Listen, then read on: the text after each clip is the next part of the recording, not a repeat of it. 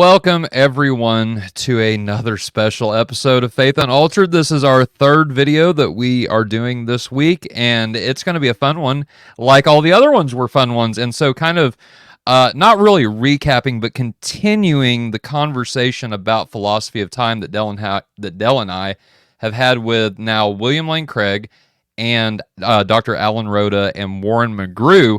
So you have the Molinist perspective, the dynamic omniscience perspective, and now we're going to be talking to Dr. David Bradshaw about the Eastern Orthodox perspective. And so, Dr. Bradshaw, welcome. Thank you for coming back and having this conversation with us. I enjoyed our conversation last time, and so I'm excited to talk to you. How have you been, sir? And Christ is risen. Indeed, he is risen. Yeah, well, it's good to see you again, Tyler, and appreciate the invitation. Doing fine, just looking forward to the summer. I think as most people at universities are at this time point of the year. So yeah, looking forward to it. Right on. Well, it's a pleasure to have you back with us. And since so the first time we talked, I was a catechumen in getting ready to be baptized. And so now I can say that I'm a baptized member of the Orthodox Church. And so things have changed drastically since we've last interviewed you. So with that being said, like I said, I'm excited to learn more about Orthodoxy and just learn more from you in general. You've been a really big influence to me in my journey into Orthodoxy so far, and so I really appreciate you coming back on. But Dell, how have you been, brother man? My co-host with us today for this discussion. So what's going on, brother? How are you? Like I said, I think I was on the show where Dr. Bradshaw was on last time. So yep. That was a great discussion, learning his thoughts from an Orthodox perspective there. And I'm really looking forward to this show as well. Philosophy of time is something that I'm passionate about on my end. In terms of what's new with Real Seekers. So just so your audience knows, believe it or not, I have actually set up the PayPal and my Patreon account, basically. So I can show that maybe towards the end. But I've got 3 tiers of different settings and stuff like that, and different offerings and stuff. But I'm excited about that to start that up, and I'll talk about that maybe at the end of the show.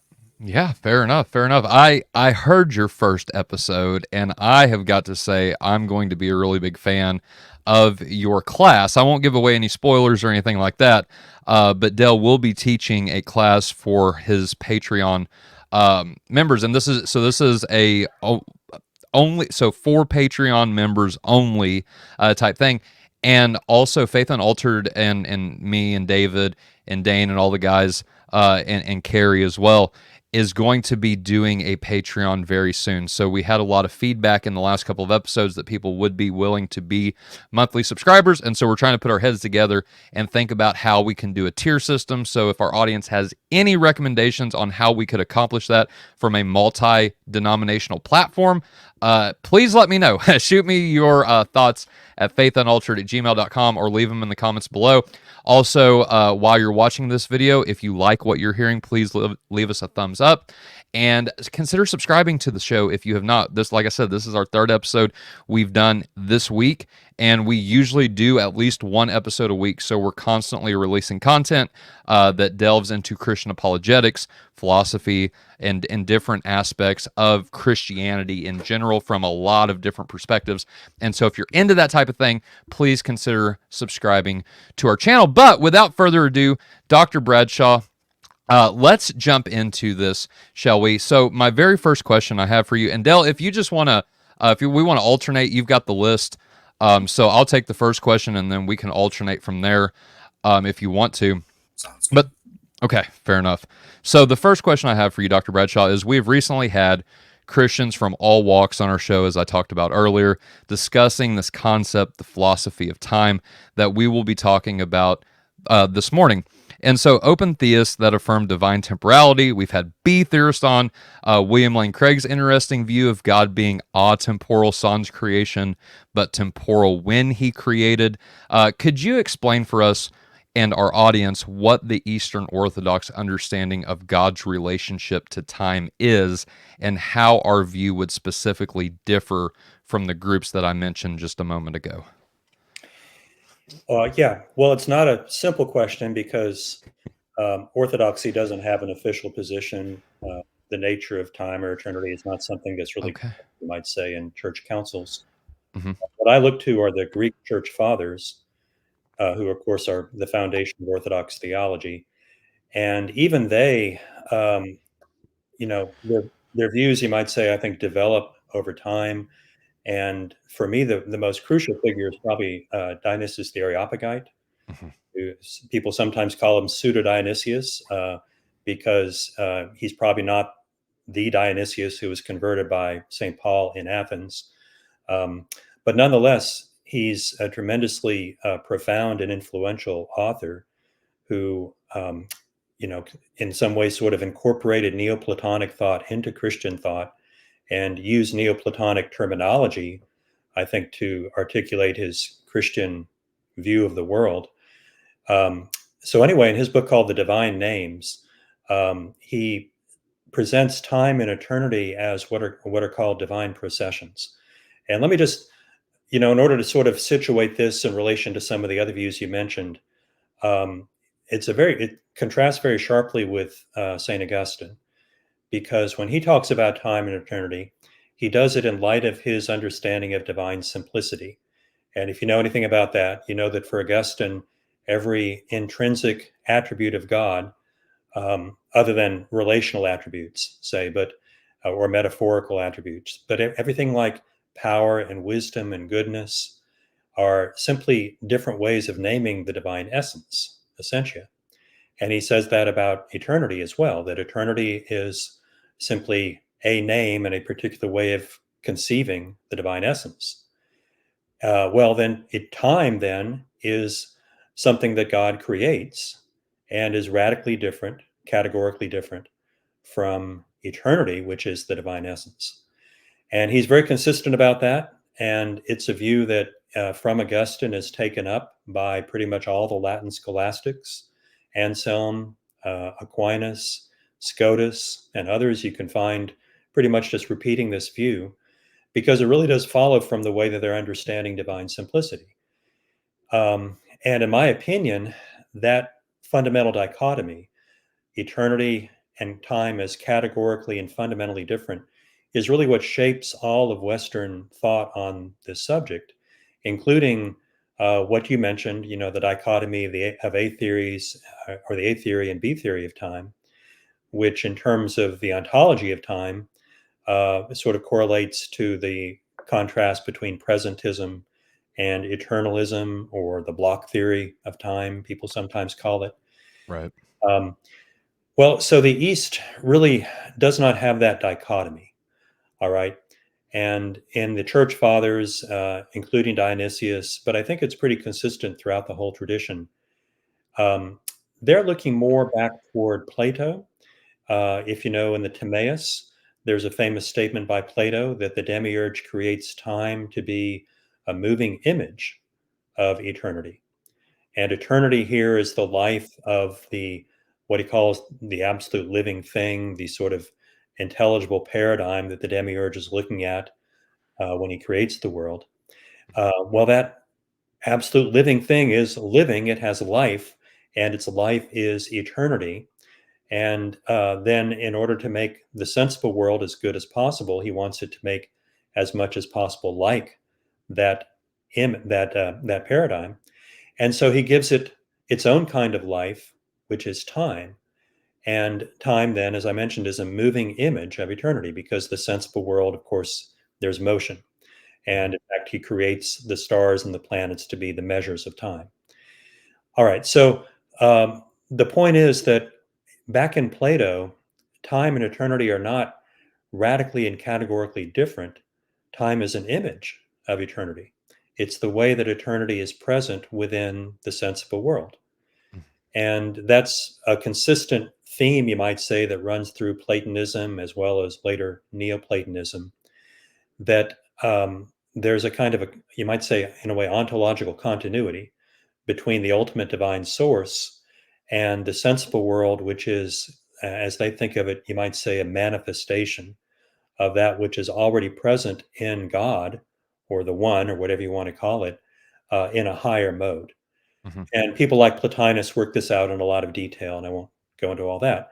But the point is that those are the philosophical influences on the Greek church fathers. And so when they think about time and eternity, they don't think of, well, one is the divine essence and the other is simply a creature. They think of, no, these are both ways that God, who is transcendent, manifests himself. Eternity is the divine life, okay, kind of agreeing to that extent with Plato and Plotinus and others. Um, Whereas time is, uh, well, one of them, a commentator on Dionysius, defines time as the procession of the goodness of God in the creation of the sensible world. Mhm. But it's a kind of divine procession. And what a procession is an act that God performs that manifests who he is. All Mhm. right, just as our own actions manifest who we are and reveal our character, you might say, Mhm. even though our character also always has more to it, right? Your actions never fully and completely reveal your character. They're expressions of it, but they're not the sum total of what you are. Right. Well, it's a similar idea that the divine processions are acts God performs that manifest his being and his character. Although no one of them nor all of them together exhaust the reality of who and what God is. Mhm. And Dionysius puts this in terms of there's the what he calls the huperousios ousia. The ousia is essence, okay, and huperousios is beyond essence or beyond being. Mhm. The being beyond being. All right, that's what's sort of the transcendent source of all the divine processions that is in itself unknowable, but known through the processions. And the processions are things like goodness and beauty and uh, wisdom and power and being, and also time and eternity. And Dionysius himself actually really doesn't dichotomize them at all. He treats them both simply as divine processions. And he says the same thing about them that he says about all the divine processions, which is that, yes, each of these is a name of God. Being is a name of God. Uh, Goodness or the good is a name of God. Beauty itself is a name of God. Wisdom itself. Mm. Time is a name of God. And so is eternity. But it's also true for all of these that God transcends them as their source. Again, just like any source of an action transcends that action as its source. Mhm. Um, so that's the basic idea. And I hope you can see it is different from the dichotomy of one being eternal and uncreated and equivalent to the divine essence, the other being simply a creature. Right. So, Now, so let me follow up real quick with this idea of procession. That, given our last conversation that we had, that sounds an awful lot like energies. Is that what Polemos would later kind of describe as the energies of is what it was it Dionysus or Diognetus that described this as processions? Dionysus. Dionysus. Okay, so is that fair to say then that the divine processions could be um hmm, could be synonymous with the divine energies? Yes, Okay. or at least that they're one form of the divine energies. Okay. The thing is, with the concept of energy, um, that's originally a biblical concept. It's a term that's used by Saint Paul, Right. among other things, for the gifts of the Spirit in Mhm. 1 Corinthians 12. Mhm. And so there are different types of divine energy. The gifts of the Spirit is one. The uncreated light is one. The divine logi, which are the acts of will by which God calls creatures into being. That's also for Palamos. That's a type of divine energy, and the divine processions, yes, are also types of the divine energy. Right. And I mean, it gets the more you think about all this, the more there are nuances to it that you have to kind of think through. Mhm. When I refer to goodness and being and life and wisdom as divine processions, um, they're different in the sense that they have different extents, you might say. Okay. So all things that God creates partake of being, and the divine procession of being extends to all things that are. Right. Only some of them have life. Hmm. And so the divine procession of life extends only to those, and of those, only some have the power of reason. So the divine procession of wisdom, or logos, reason, extends only to those. Hmm. Um, but it's also true that when God creates a living, rational being like one of us, he doesn't perform three different acts of bestowing being and life and rationality. He performs the single act Hmm. of creating each of us individually. So there's a sense in which these processions, even though they're different, and they also overlap. And it's also true. Another way they overlap is that they partake of one another in many cases, at least. Right. Life, for instance, is one of the things that are. So it partakes of the divine procession of being. And Hmm. it's also something good. So it partakes of the divine procession of goodness. Um, and the same would be true for wisdom or power or unity and so on. Yeah. So there are various relationships of mutual uh, uh, participation as well as that kind of overlap. And I mentioned that that kind of comes to mind because the logi, which are the acts of will that God Hmm. performs and creates each thing individually, Hmm. those are in a way just sort of the articulated form of the processions. Because when he creates, again, one of us, he doesn't sort of will us into being and then separately bestow being and life and rationality. That all happens all at once. It's his Okay. will that is in itself effective to bestow what he wills, right? So, Right. even referring to the divine logi as these acts of will is sort of it's useful for descriptive purposes, but I don't want to get the sense that we're sort of multiplying entities endlessly here. Right. Yeah, it's all involved in the divine act of creation. Okay. All right. Oh my mind is like just, and here's the thing too, is whenever I first heard you talking about this on the Telos Bound interview that you did, and then reading these in your two papers. So you have two papers, so A Christian Approach to the Philosophy of Time, and correct me if I'm wrong, Dr. Bradshaw, but that's the smaller, more compact version of your other paper, Time and Eternity in the Greek Fathers. Is that Yeah, correct? that's right. Okay. Okay. And so, with that being said, then, and then I want to hand it over to Dale because I know he's got a follow up to this. Um, but it seems like coming from an Orthodox position, because just hearing this for the first time, I was like, man, I cannot wrap my mind around both God not being eternal and being eternal, or God not being love and being love, or just God not being and being, right? And Mhm. it sounds just on the surface just so paradoxical that nope, I can't understand this. But then you add in the divine essence and energy's distinction. Okay, even if I can't wrap my mind around it completely, that makes it make a little more sense to me. And then coming from a Western view that does not distinguish between the divine essence and the divine energies, it seems like you can run into some major problems like Augustine did with the determinism thing. If God's essence and his will are the same thing, then of course we see how he gets divine determinism, like we kind of talked about in our last episode. But is that what you think? And I know you've said this, so the divine essence and the divine energies distinction within Orthodoxy makes this view, what's the word I'm looking for?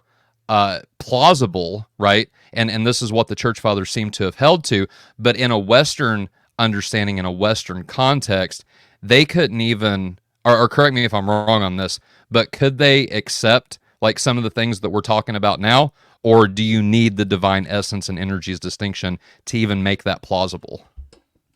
Yeah, I think you do need it. Okay. Um, and the way that Augustine thinks about divine simplicity, unfortunately, creates a real impediment to that.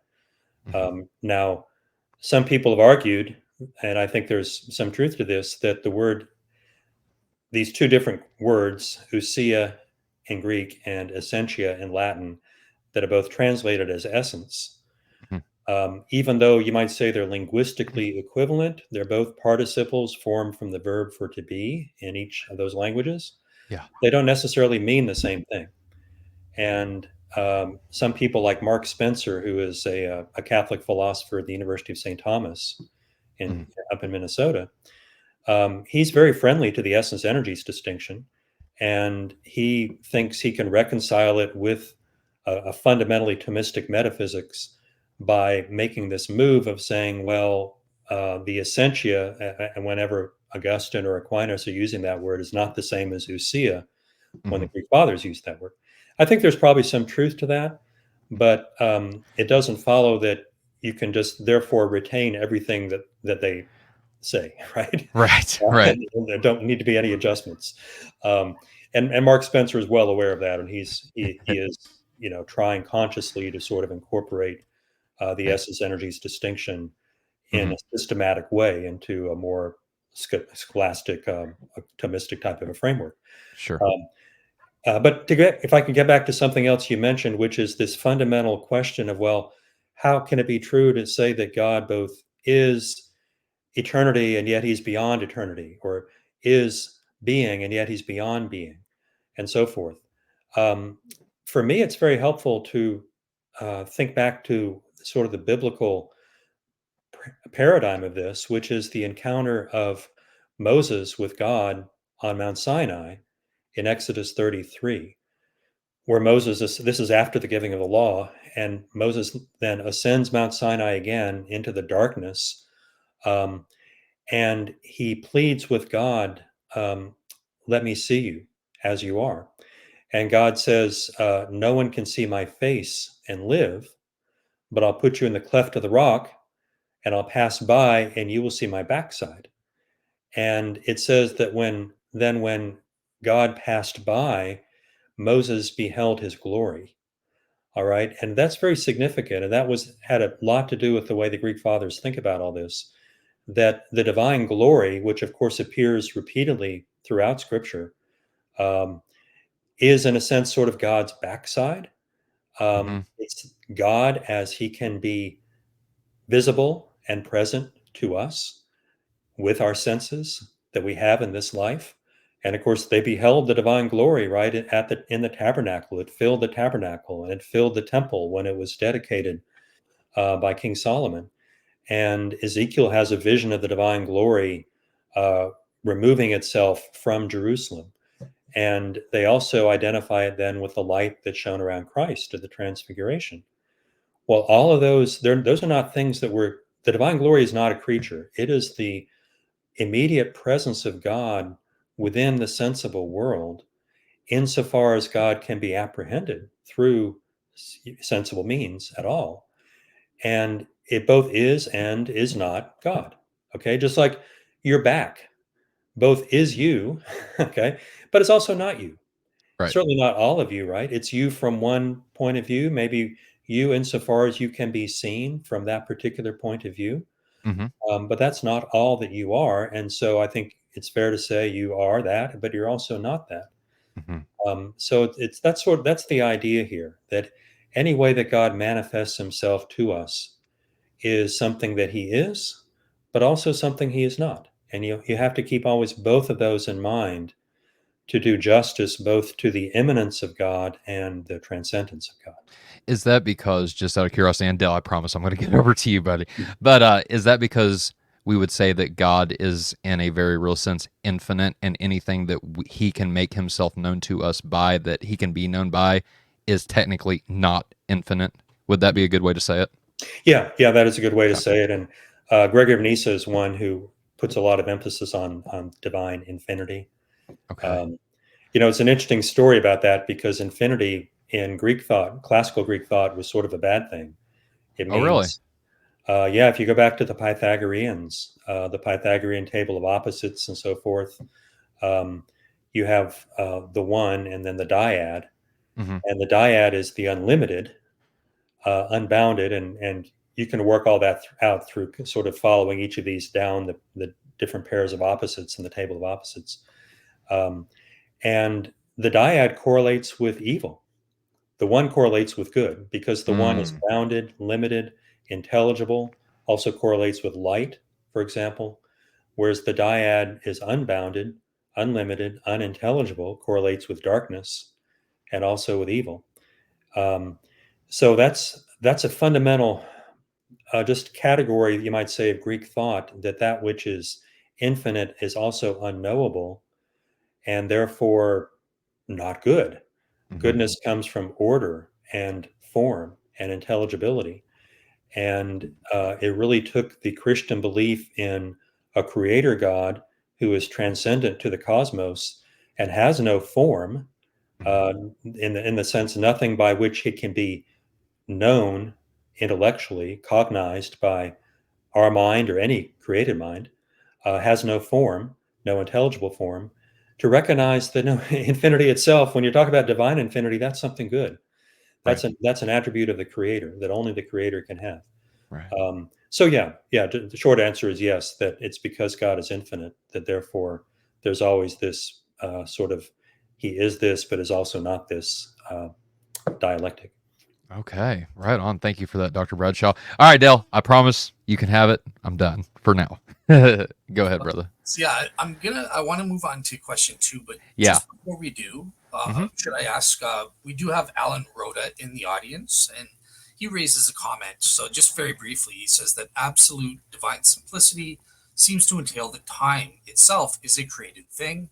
And this, in turn, also leads to the block theory of time, or the B theory of time. Did you want to just give kind of a quick response to Alan there? Yeah, I think that's at least the first sentence. That's exactly the conclusion that Augustine drew. Um, whether it leads to a block theory of time, I'm not as clear that that necessarily follows. I mean, it seems like you have two choices. Block theory is one, and presentism is the other. But yeah, no question that absolute simplicity, the way Augustine understands it, sort of constrains your options from the beginning. Yeah. Gotcha. Awesome. All right, cool. So the next question that I want to ask is obviously we've had, as Tyler mentioned at the beginning of the show, we've had various groups, in terms of understanding God's knowledge and how that relates to time. We've had open theists, dynamic omniscience proponents on, we've had divine determinists, and Molinists like myself. So I just wanted to get from you, because obviously all these groups, they all differ with how God knows things and specifically what God can know about the temporal creation.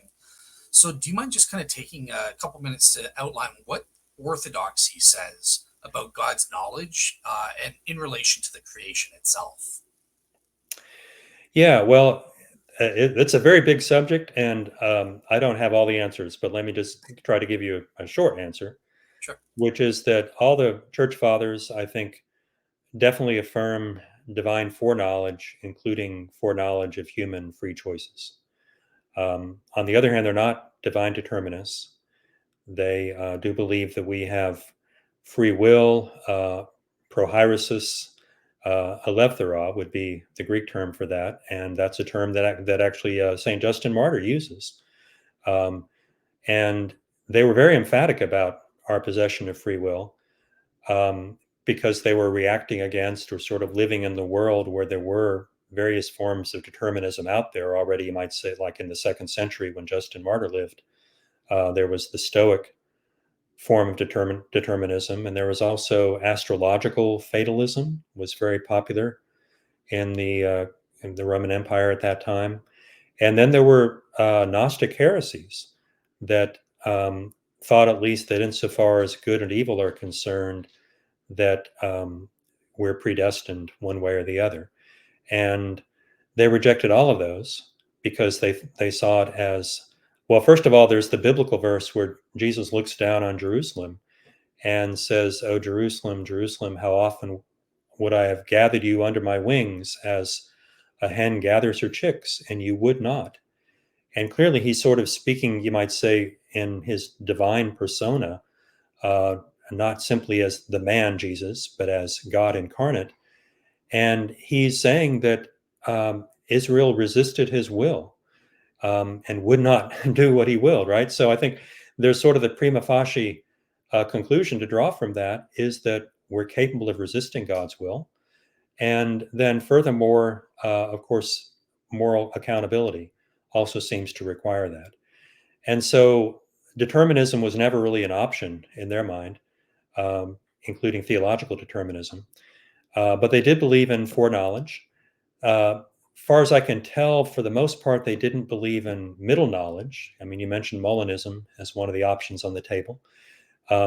That idea really wasn't discussed widely in the ancient world. Molina, of course, invented it, right? So that's why it's called Molinism. But there are passages where it seems like the fathers may be assuming something like that in to a limited extent. Gregor of Nyssa talks about how God knew what Adam and Eve would have done if he had created them uh, without being separately sexed, I suppose. But anyway, the idea within Gregory is that because God foreknew the fall, therefore he created male and female separately because he foresaw also that sexual reproduction would be necessary. Um, that is seems to presuppose a sort of a limited degree of middle knowledge, but not necessarily full and exhaustive the way that Molina thinks about it. We could talk more about that if you want to, but anyway, basically their view is simple foreknowledge with perhaps some limited middle knowledge. And unfortunately, they didn't really dot the I's and cross the T's to figure out how all that is compatible with human freedom. And I consider that still a challenge for Orthodox thinkers today. And I wrote a paper about this myself that I know Tyler at least has read, and we may want to talk about later. But anyway, that's a short answer of where they stood on this. Awesome. All right. Thanks. Over back to you, Tyler. I think we're going to be mentioning our friend Alan Rhoda once again. So. Oh, Alan's going to come up a lot in this discussion, because, and here's the thing, guys. I'm just going to be straight up honest, because there are so many things that we talked about from and what he called. So let me clarify this too real quick. Is Dr. Rhoda makes a distinction between full on open theism and what he would call like mere dynamic omniscience, or a weak version of dynamic omniscience. And Dale, as a matter of fact, and you said this publicly on a chat, so assuming you don't mind me saying this, Dale. Okay. I think you know what I'm talking about, but that you even affirm a weak version of the dynamic omniscience that Dr. Rhoda and Warren were describing. Is that accurate still, or? Yeah, I mean, absolutely. I mean, look, I believe in the A theory of time. So the dynamic theory of time, it's not static. We don't have a block universe. Therefore, God's knowledge is dynamic. It has to change. He knows today is, I don't even know what day it is. I'm not a God. Right? Today, he knows that today is May 16th, 2024. It is the 16th today. Exactly. Tomorrow, he'll have different knowledge. He'll know tomorrow that today is May 17th or whatever, right? So God's knowledge definitely changes.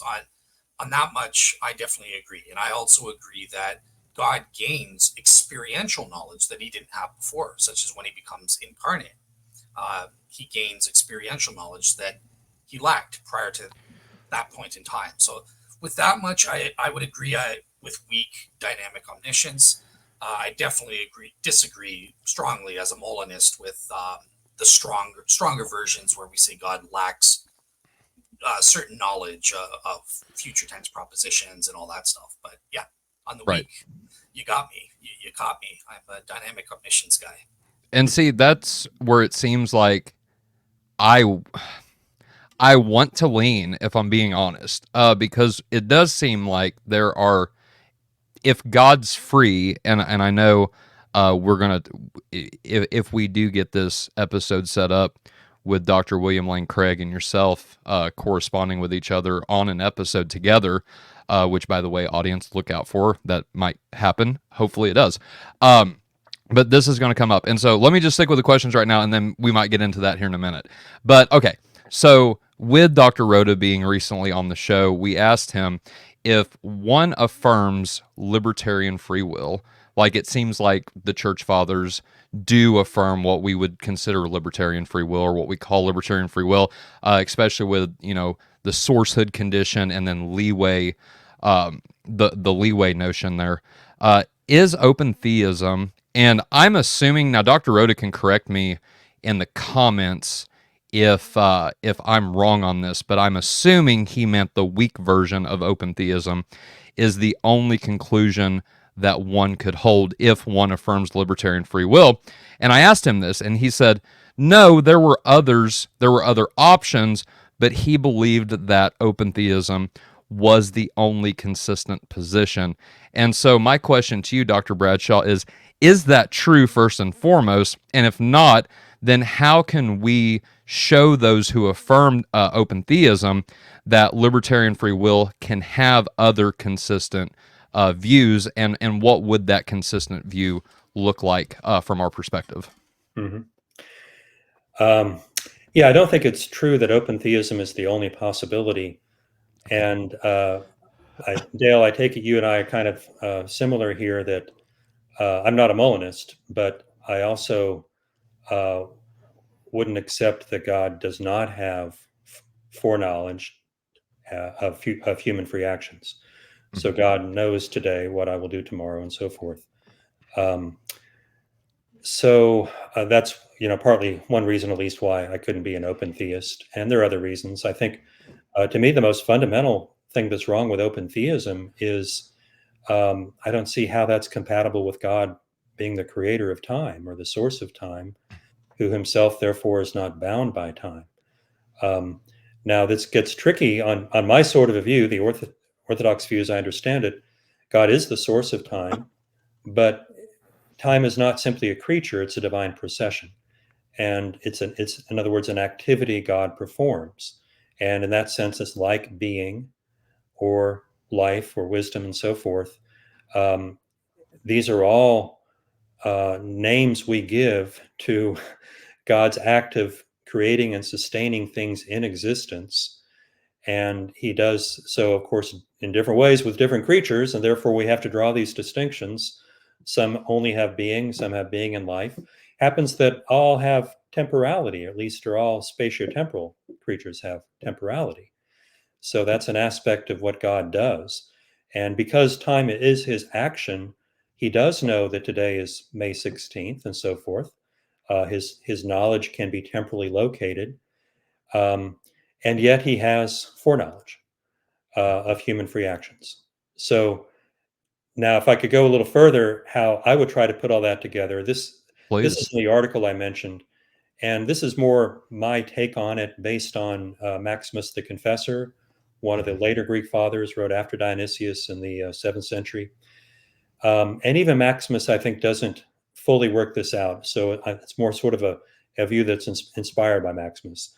But for me, there's a biblical teaching that's really important and helpful. It's what the book of Revelation says, that Christ is the Lamb who was slain from the foundation of the world. Mhm. That's in Revelation 13. And in First Peter, there's a similar statement that, in fact, he's the Lamb who was ordained from before the foundation of the world. What I find important about that, Christ being the Lamb who was slain, that only occurs because of human sin. Because you may believe that the Logos would have become incarnate even if we had not sinned. And Mm. Maximus actually does teach that, as do Duns Scotus and many others. Uh, but that's different from saying Christ would have died on the cross, even if there had been no sin. That's crazy. Christ died on the cross because, as a remedy, as a response to human sin. And so, in other words, human sin is sort of factored into who Christ is from the foundation of the world. Mhm. Um, and that means from before these acts were performed, before those free acts, those human acts of sin, which are free acts, were actually performed, Christ was already the Lamb who was slain. Now, that's very mysterious, and I don't want to pretend I fully understand it. But to me, what that implies is that what's eternally true can be affected by what we freely choose within time.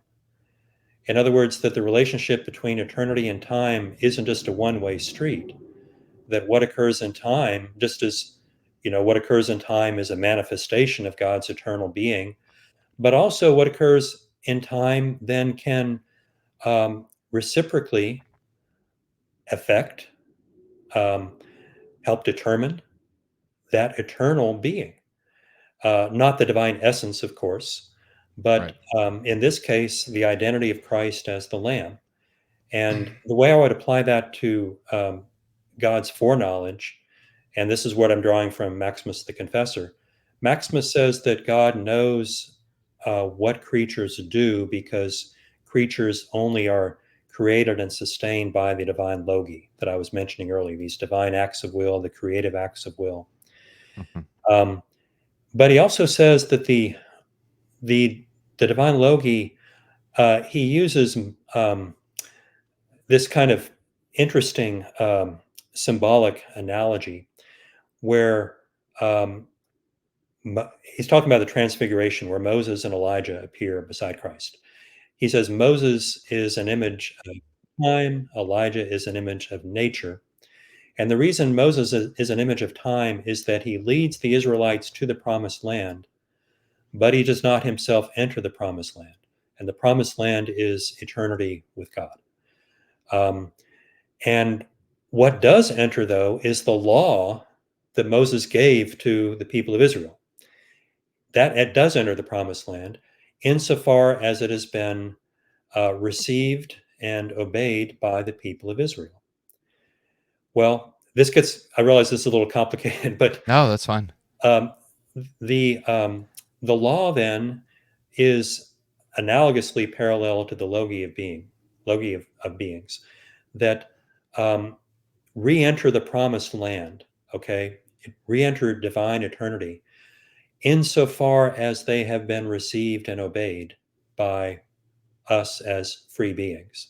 And this is something that Maximus is very clear about, that we're different from all of the creatures because every creature has its own logos that calls it into being.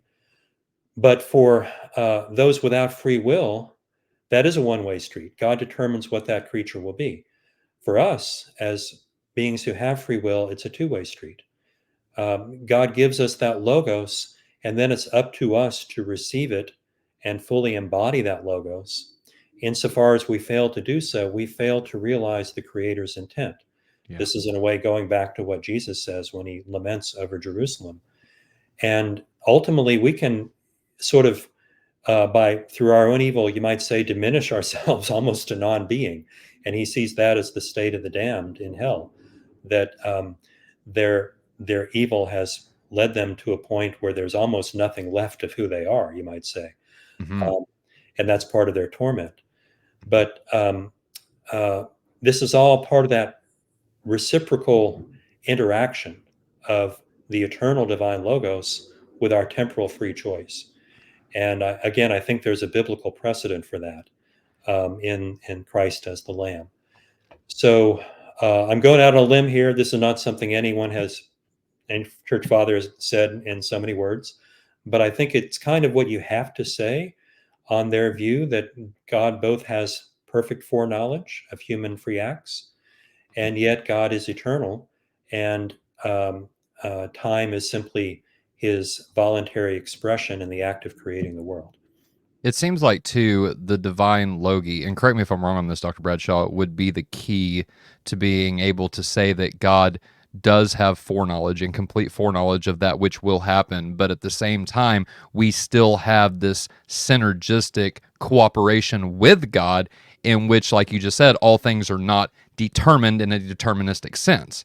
And Mhm. so is that fair to say that the divine logi acts as that key to, for us anyway, to be able to participate with God in a synergistic way? Yeah, yeah, definitely. I'm glad you mentioned that because Awesome. Yeah. synergy is one of the central concepts for the Greek fathers, and Right. that's one reason why the essence energies distinction is so important, is that it makes room for that divine human synergy in which what we're doing on the human side um, is not, we're not puppets and he's pulling our strings, That's right. rather that our own free action becomes God's action, or vice Mhm. versa, you might say. Yeah. But however you want to put it, this is what St. Paul describes in his own ministry when he says, he refers in Colossians to the energia, the energy of God that's being energumenein. He uses the passive form of the verb energe, Hmm. that's being realized and made effective within him. Hmm. Okay, God's energy is being realized and made effective within him. And that doesn't mean that he's abandoned his own free choice. It means that he, through his free choice, is freely cooperating with God and becoming one in whom God is actively present. Yeah. And that's what synergy is. So, yeah. Thanks for. Philippians, yeah, absolutely. Philippians 2:12. And again, so if you have not yet, for our audience, get Dr. Bradshaw's new book. I will put a description or a link to the link to the book in the description, excuse me, to his book, Divine Energies and Divine Action. Because in chapter 2 of that book, as we discussed last time you were here, you make a really strong case for the passive use of energe in the New Testament, whereas Protestants and the best lexicon in the world, BDAG, just makes a little passing reference to, yeah, and this other guy, he writes about this being passive, but every time it's used in the middle, that would clear up so much of this. And the passage that came to my mind was Philippians 2:12 and 13. Work out your salvation with fear and trembling, for it is God who is energizing you both to will and to, and then the Greek word there is energia, to energize according to his good pleasure. So it's like this beautiful hand-in-hand cooperation, synergistic view that Paul seems to be explicitly describing in Philippians chapter 2, verse 12 and 13, as well as Colossians, as well as the rest of his writings where he uses that specific word at. And so, no, I'm 100%. Okay. We asked number 3. And so, okay. And by the way, for our audience too, everybody's asking some questions. And so at the end, Dr. Bradshaw, do you mind taking a few audience questions? Okay. I figured you did, but I just wanted to make sure. And then also, we are getting a couple super chats. So thank you to Giab that donated the $5. I will get you first. And anybody else that wants to donate via super chat, you can do that by clicking the little $ down at the bottom of your screen right underneath this video. Click super chat, follow the on-screen instructions, and then I will move your question to the top of the list. So your question will take priority. But let's get back to our questions then. So, mentioning St. Maximus, and I apologize in advance if any of these questions that I have on the list already touch on some of the things that we've talked about already, and I think this one does. So if not, that'd be great. But if it does, then we can recap. But okay, in your paper on St. Maximus, so time, eternity, and divine knowledge, you use the phrase, quote, God knows all things in a single act, in virtue of their being contained within him as their cause, end quote, a few times. Can you explain what that means exactly? Yeah, well, this is an idea that, again, is from Dionysius and the chapter of the Divine Names on God as wisdom. He discusses God's knowledge. And what he wants to insist on is that God is not like us in that we know things by being affected by things through our senses. Um, God is not affected by things. God is the first cause. And so he adopts this more Neoplatonic idea that God knows things by causing them. And this, by the way, you find this throughout medieval scholasticism as well. There's a kind of a scholastic tag, the Scientia Dei Causa Rerum Est, that God's knowledge is the cause of things. Mm-hmm. It's a very classical, traditional idea. I think if you're a Christian, you have to treat it carefully, right? Because you have to also make room for our free will. Otherwise, you're back to theological determinism. And Maximus adopts the idea from Dionysius. At the same time, he has this teaching about the logi, in which human free will is kind of center stage. And unfortunately, he doesn't really try to reconcile these two, at least as far as I could tell, never fully successfully. And that's why I wrote that article, to kind of complete the line of thought that I think he began and never quite finished. But the idea is that as the cause, God knows everything he does cause, right? We all know our own actions. And so insofar as he causes me, creates me, sustains me, he knows everything that I do. And that also is why he foreknows everything that I do. All of that is within the scope of his own action. All right. Thank you for that, Dr. Bradshaw. And then, sorry, my little 3-year-old ran in here and grabbed something she wasn't supposed to have. So I Sure. had to holler at her for just a second. It's But up for the okay. little children to come unto me, right? So, Right, exactly. But keep them away from stuff they're not supposed to have. But okay. So with that being said, then, I'm gonna, well, let me just go in order then. In the same paper, talking about Dionysius the Areopagite, you write that, quote, if as a single cause God gives being to all the things that are, in that one same causal act he will know all things, inasmuch as they are from him and pre-exist in him, and he will not derive from beings the knowledge of them, end quote. And so that's what you were just describing. So then I'm going to have a conversation, and I don't know if you're familiar with Dr. Nathan Jacobs. oh yeah, we're Okay, all so friends. Yeah. Mhm. okay, good. So he's coming on the show on June 7th to talk about something very similar to this, maybe expounding a little bit more on the knowledge aspect of this conversation. But my question is, and it seems like he argues in one of his papers that we're going to get to here in just a second, about why would God, or it's titled "Why Would God Make the Damned?" So, can it be concluded then from this, from what Dionysius says in your paper, that Dionysius doesn't believe that God knows all things before he creates them? Rather, it's the creation of all things itself that renders unto God the knowledge of those things. Well, the tricky thing here is that there are two kinds of being before, temporally or causally.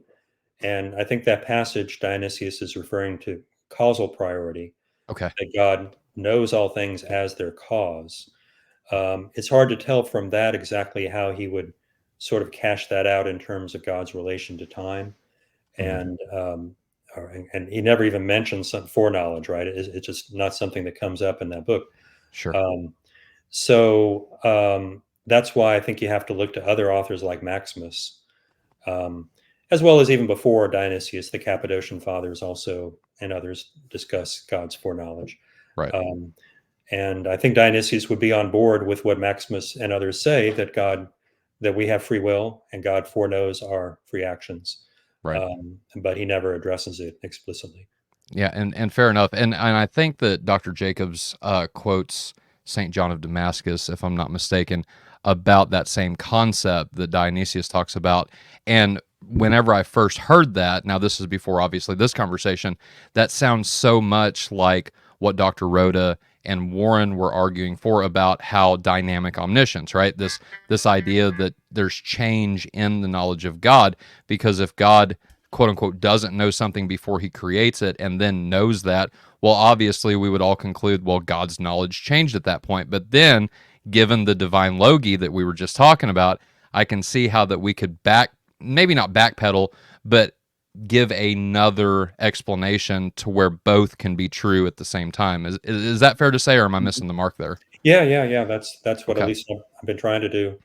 I do think, even in that long paper on time and eternity and the Greek fathers Yeah. that you mentioned, I do discuss there at the end how if time is a divine procession, in other words, an activity of God, then of course God knows what time it is because Right. that's his act, right? It's his act that today is May 16th, etc. That's right. Um, and so I don't think there's any problem with locating God's knowledge within time. It's just that you then have to answer further questions about how that relates to foreknowledge, etc. Okay. Fair enough. All right, Dale, you are up, my friend, on for question 5. Yeah. Unless you have a follow up to what we were just talking about, but go on. No, it is. I see question 5 as kind of a follow up here because Okay, yeah. look, I think it was John of Damascus who's famous as saying that God, he never knew who the damned were in advance until after he made the damned. So I want to kind of get from you, do you agree with that sentiment on your end, Dr. Bradshaw? And if so, why can't that be applied? Look, if God lacks foreknowledge of who's going to be damned before he makes people, why can't we extend that ignorance to other things or to all things in the way that open theists and dynamic omniscience proponents would like to do? Yeah, I think what John is referring to is um, what we would call middle knowledge. He definitely affirms foreknowledge of Okay. human free acts. What I think he rejects is sort of comprehensive middle knowledge, because he says, well, that wouldn't be foreknowledge at all. It wouldn't be knowledge has to be of what is, so it wouldn't be a kind of knowledge for John, because it's of something that would be, but is not. Okay. Right.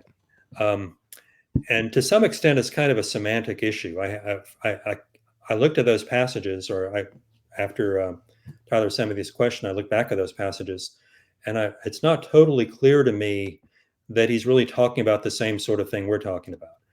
Okay.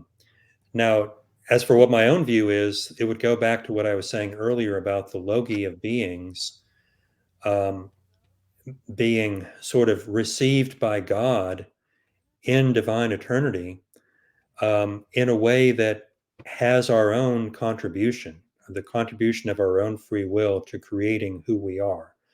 Um, in other words, there's God's intent, the act of will that he performs in creating us.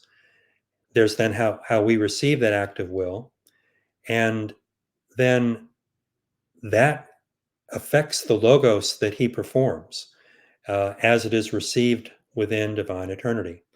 And again, my parallel for that would be Christ as the Lamb who was slain from the foundation of the world, which again, that's Christ's own identity being modified by us Mhm. in this reciprocal interaction, in which human free acts are an essential component.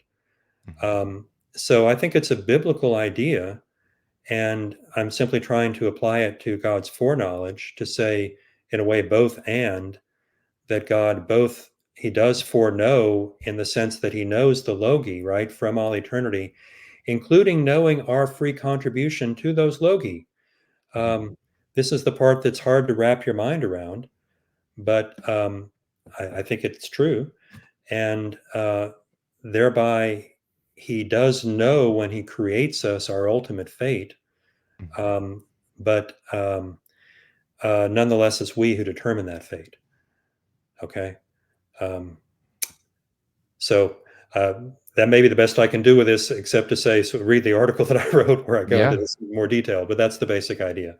And for those interested more in an in-depth dive, like I said, I'm going to post all of Dr. Bradshaw's articles in the description of this episode, to where you can find those easily. Just click on them; it'll take you right to it for download, and they're all free on your academia page. Is that Mhm. right, Dr. Bradshaw? Yeah, Yeah, that's yeah, what I they're all. thought. All right. Yeah, go ahead. A follow up, if that is that okay, or are we pressed for time? Or No, you, I you mean, we're good. So, just kind of a quick question that I'm curious about with this is, so I'm glad that me and you agree that God has full, complete foreknowledge and that sort of thing. Now, there is that issue of like what grounds it, and some of the things you were talking about before, kind of made sense in terms of it being grounded in something internal to God and stuff like that. Now, some people, if you take an A theory of time, they'll say, okay, well, what's the truth maker that makes future tense propositions true or versus false and that sort of thing? And I think open theists would say, well, there's nothing, right? There's nothing there to ground it in. But I've kind of said, no, it's grounded in God's causal potential, right? Because he knows what will happen once he actualizes one of his causal powers versus not, and the entailments of that. So that's how I answer the grounding objection. But what are your thoughts on that grounding question for future tense propositions? What is it that quote unquote makes those propositions true or false and grounds that truth value? You mean counterfactual?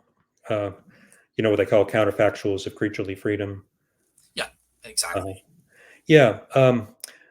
Well, I don't think that they're sufficiently well defined to be objects of knowledge in all cases. Um, because I think there's a problem with adequately individuating possible beings.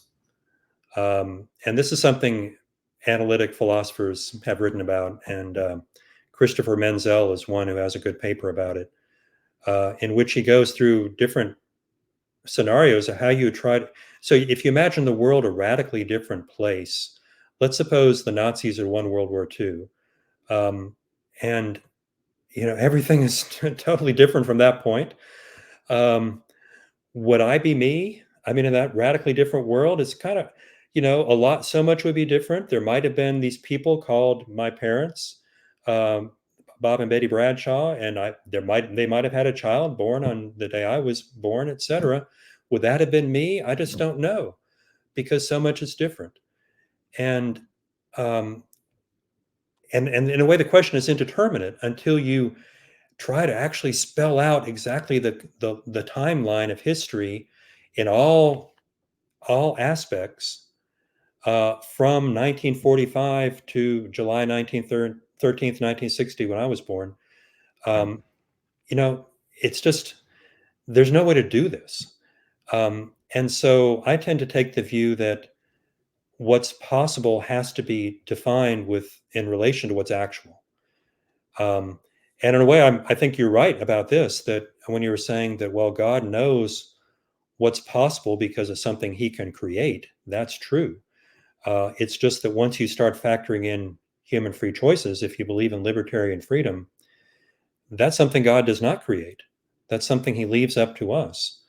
And so there's an element of indeterminacy that enters. And so what I'm getting at is, I don't accept the idea that there's sort of this infinite set of possible worlds that God can just survey and then pick one to actualize. I don't think that's how God creates. That's certainly not the way creation is portrayed in Genesis, and it's not the way it was ever understood by the church fathers.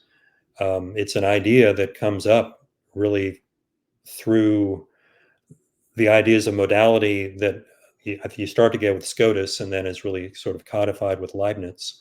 But it's a modern philosophical idea. And I think it has this problem of, how do you individuate uh, individuals in these different possible worlds? You can do it with possible worlds that are very closely adjacent to the actual world. Um, in other words, I mean, so suppose, okay, I raise my hand. There's a possible world in which I didn't just do that. Mhm. But in other words, and for an instant, that other possible world is going to be identical to ours, then I diverge. And they become more and more different, because the words that I say are different in that other world, etc. Um, so it has to be really close for it to have a sufficiently determinate um, content Mhm. to be an object of knowledge. Right. That's kind of my sense of it. And I say that not claiming that I've read everything people have written about this. It's a huge topic in analytic philosophy. Yeah. But my intuitions are that the Leibnizian picture is just a fundamentally false picture. And that's why I reject it. I think I could get on board with that. It does seem, intuitively to kind of take the intimacy out of the picture in a sense, because if everything is just, if there's an infinite regress, I guess you could say, of alternate possible worlds, and God just kind of picks one arbitrarily, or even, we were talking about with Warren and Dr. Rhoda about what would be the best possible world. Is there a best possible world even that God would pick from? And just, that's a whole interesting discussion in and of itself. But Dale, did you want to follow up on that? But I just say that too, it's to say I agree intuitively with Dr. Bradshaw there. Fair enough. Okay, so I intuitively disagree with Dr. Bradshaw, but again, this is about his views. But yeah, I think that there are best possible. There's at least two best possible worlds: the world where God exists alone, and then this world. And maybe there are others that have equal value, but that's neither here nor there. So I understand. So you, David Bradshaw, you deny trans world identity, basically, that we, as a substance, my soul, I, Dale, am the same in every single other possible world. Now, just kind of assuming that modal logic framework, I'm kind of curious. Would you have the same problem with God existing in every other possible world? But can you accept transworld identity for God as a substance? And if so, wouldn't it be kind of the same for us as human beings with our soul? And that's my follow up there. Mhm. Yeah, I hesitate to say I reject it. I don't consider it a well-defined concept. I don't know what it would mean to say that's the same person in that other world. Maybe that is rejecting it. But anyway, as far as God's concerned, the divine essence is the same in all possible worlds, or at least would be unchanged regardless of what God creates. That's probably the way I'd prefer to put it. But not the divine energies. The divine energies are largely due to God's free choice.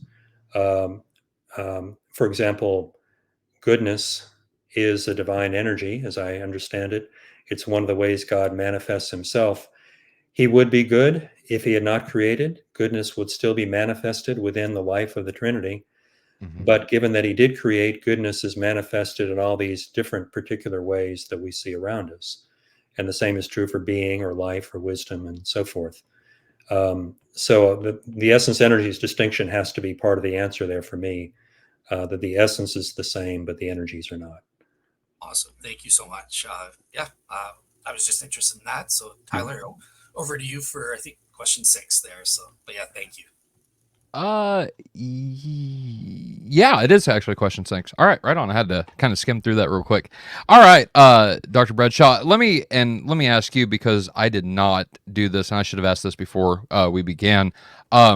What time, since we're talking about time, what time do you need to stop by, or is there a time? What would you like to do here? Because we've got about no later than 1, I guess. That'd be a couple hours, which is probably plenty. But okay, yeah, that's fine. Are you what time zone are you in? I forget.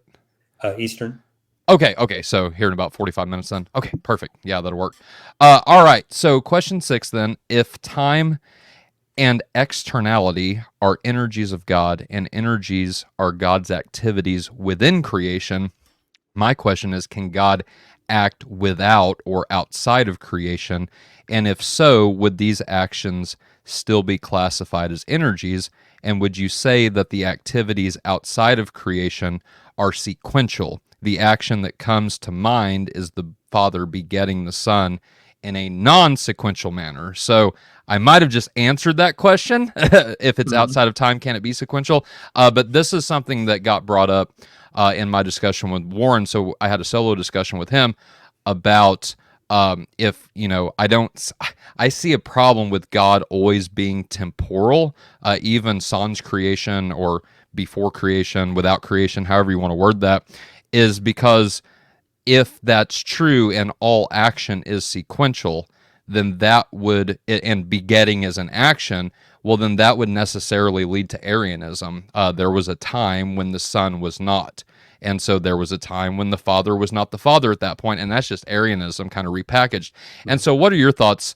Am I onto something there, or what do you think about that? Yeah. Well, no, that's very important. The Arian slogan was "There was when he was not," referring to the Son. And that's what the council at Nicaea condemned. Mm-hmm. So Gregory of Nyssa, when he's debating with Eunomius, who was a follower of Arius, Mm-hmm. He explicitly teaches that what you might call the intra-Trinitarian acts, in other words, the begetting of the Son and the procession of the Spirit, are not energies. All right. The reason, as I understand it, at least, is that they're already complete. The Son was begotten of the Father before all ages. Right. Okay. So it's not an ongoing divine activity, as is God's goodness, God's wisdom, God's power, or even the Logi that we were talking about. Mm-hmm.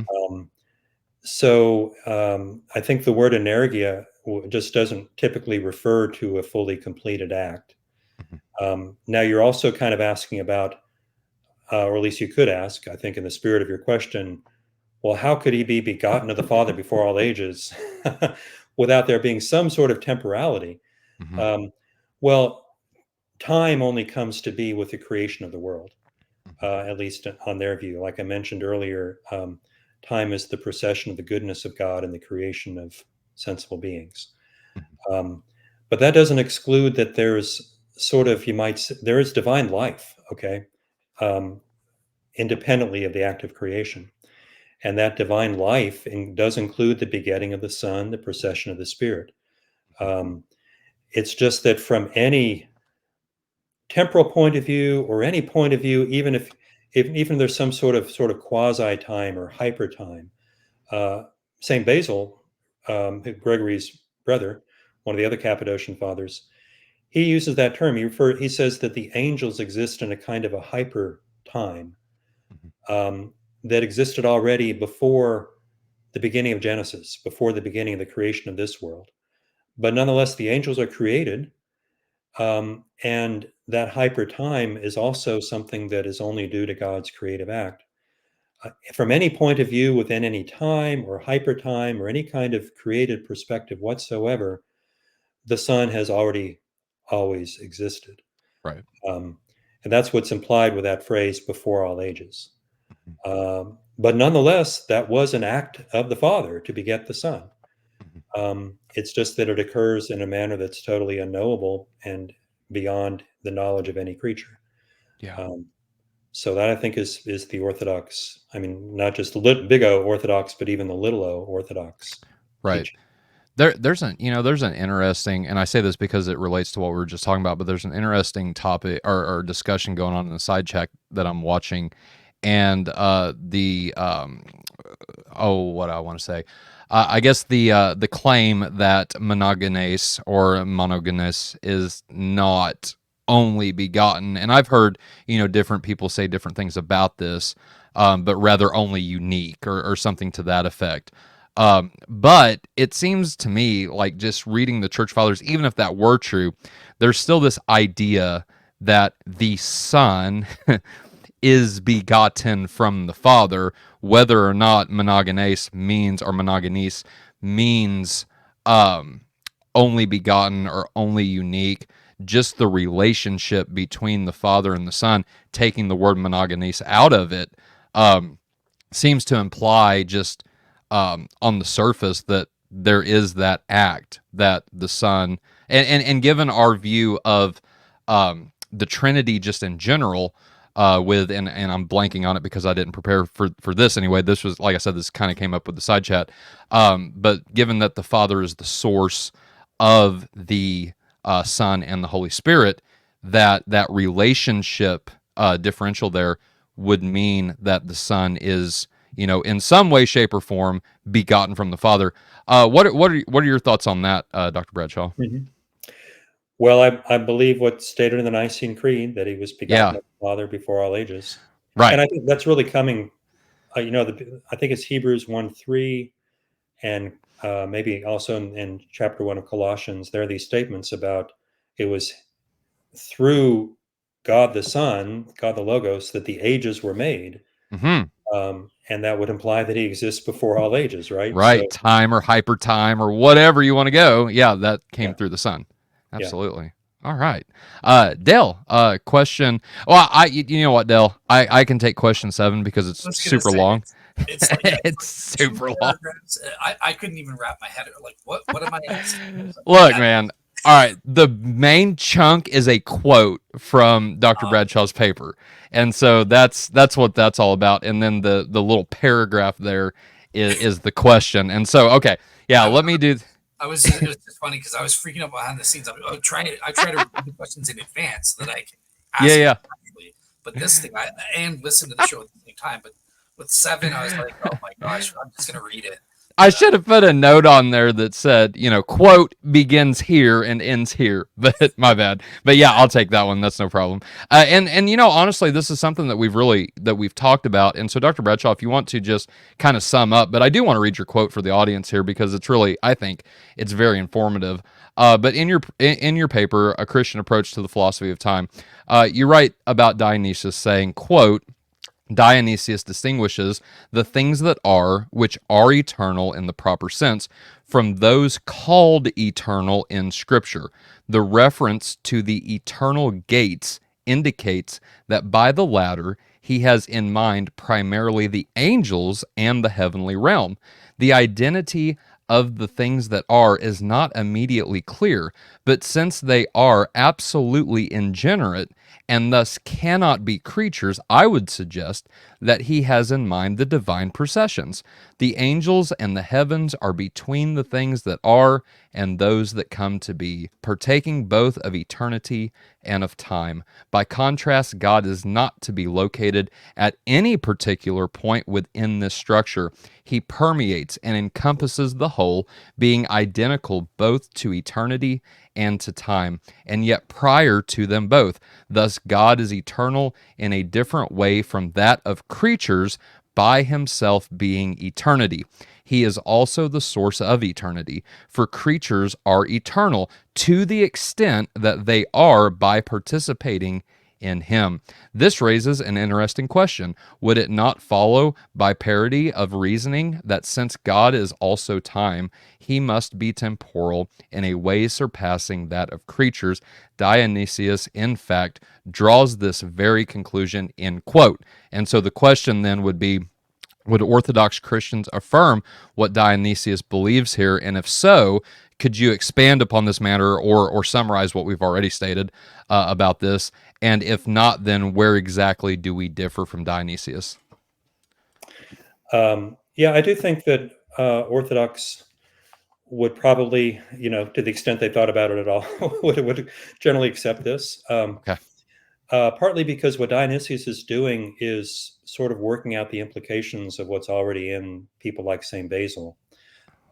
St. Basil, in his Hexameron, his commentary on the 6 days of creation, he has an interesting discussion. You have to remember that he's working from the Septuagint, the Greek translation Mm-hmm. of the Old Testament. And so in the Septuagint, in chapter 1 of Genesis, instead of saying in verse 5 that the evening and the morning were the first day, it says the evening and the morning were one day. Yeah. And Basil finds that very significant because, of course, the evening and the morning there are referring to the first day of creation, which is Sunday. And he takes it that then Sunday is sort of emblematic or an icon, and that's the word he uses. It's an icon of eternity. And that's why he thinks Genesis doesn't say just the first day, it says one day to indicate that it sort of contains the fullness of time within itself. And so, time, he's kind of, that idea of time as an image of eternity, he's picking that up here. And what he says is that it's the nature of time to revolve upon itself in these ever cyclical movements, such as 1 week. You go from Sunday through to Saturday, and then the next week starts. Mm-hmm. If you know anything about patristic theology, they refer to eternity, um, the eternity of being with God, among the blessed, Mm-hmm. as what they call the eighth day. Mm-hmm. Okay, the eighth day that transcends the temporal order of time in which the 7 days of the week continually cycle back upon themselves. Right. The eighth day that's what dawns, you might say, with the resurrection. That's why Christ, when he's resurrected on Sunday, that's the eighth day or the beginning of the eighth day. That's right. It's not just another day of the week. And Basil says this is why that is, we Christians, he's writing in the 4th century, right? So this was the universal practice at that time. We stand to worship on Sunday. There were no pews back then, okay? So you stood or you might kneel, but he said on Sunday we only stand because it's the eighth day, the day of the resurrection. And by standing, we're sort of embodying this fact of, you might say that we ourselves are becoming icons of that relationship of time to eternity. And it's a Ooh. way of participating within eternity, Yeah. within the act of worship. And of course, in the divine liturgy, as Orthodox understand it, that's what the divine liturgy is. It's a way of participating in the eternal worship around the throne of God. Yeah. Um, And so he sees that kind of stated cryptically within the first chapter of Genesis. So the whole idea is that time is, as we experience it, is, or at least can be, a way of participating in divine eternity. Yeah. And that's even more true for the hyper time of the angels. And in fact, what we do in participating in eternity is to sort of become like the angels. That's what Jesus says about the blessed, that they are like the angels in heaven. Mm-hmm. Well, that's what it is to participate in divine eternity. It's to come to possess or to share that eternity of the angels, which is itself a participation in divine eternity. So there's And this relationship of participation. And I'd go into all that more in the paper, but that's the basic idea. absolutely, and that makes so much sense, with a divine council type worldview. I know Dr. Michael Heiser made that statement, even though it's been an Orthodox teaching forever. That phrase, the divine council worldview, kind of was made popular by him, but transitioning and then converting to Eastern Orthodoxy, to find out this is what we've been teaching the entire time. I was just like, Michael, you're so close. You're so close, brother. But that makes so much sense, given that view, because the saints now are even participating in that type of hyper time, place, event, what however you want to describe that, which would lead to a very interesting discussion, even if we don't have time to get into it right now. I can just mention it, but this idea of the intercession of saints and how different saints, can hear or interact with millions of people at the same time. Well, put hyper time into this or add hyper time into this, and it seems a little, it makes more sense to me anyway, but I know people will disagree with that, obviously. But okay, Dale, since I am out of breath now from reading that, even though I'm really not, do you want to go? Do you have a follow up? And if not, then if you want to go ahead to question 8, I believe we're on. And then just so you know, Dale, EED there is essence energies distinction. So. Yep, I caught that. Yes. Okay, fair enough. Yeah, perfect. This I can handle. So, yeah, I wanted to ask. On Faith Unaltered, we've been dealing with a lot of people who subscribe to the doctrine of divine immutability. God's totally changeless, right? Mm-hmm. And I know that obviously you've been telling us that you hold to the essence energies distinction. So, very simple question. I just wanted to get from you, what do you make of those who differ with you by denying the EED or the essence energy distinction, but yet they are affirming divine immutability? Well, whatever else you believe about God, if you're a Christian, you believe he is the living God. He's the God of Abraham, Isaac, and Jacob, who speaks, who acts, and who becomes incarnate in the person of the Son. So whatever immutability is in relation to God, it can't exclude that, right? And the way Orthodoxy understands that is that the divine essence is immutable, but the divine energies are not. And the divine energies are precisely God's active expression, the acts he performs. And I mentioned earlier things like the gifts of the Spirit, but you could, the very active creation, including all the articulated structure of creating you and me and every other individual thing, and sustaining us in being and so forth, and engaging with our free choice. All of those are divine energies. And there's a lot of change from one moment to the next, because creation is something temporal. So I think you can, in a way, I'm sort of saying both and, because God is immutable in his essence, and he nonetheless is active and engages with us in his energies. Gotcha. Yeah, I think more or less terminology side, I agree with that. God is immutable in certain ways, right? The Bible definitely teaches that. And he's mutable in certain ways. He changes in other ways. So, yeah, Tyler, over to you for question 9. Well, just a follow up to that, I think that's where, and I was interacting in the side chat there just a second. I had to ask Hudson a question. And so forgive me if I just missed this. But that's where we would come in with the essence and energies distinction and say the essence of God does not change, but rather his energies are, because we're participating in his energies, there's obviously change there. Is that right? Mhm. Okay, fair enough. And so then right now I want to I okay, this is the next question, so my bad. All right. So then recently, so with that in mind, I heard a popular Eastern Orthodox apologist, who is not clergy, by the way. This is just a layman apologist. He cites 1 John 4:8.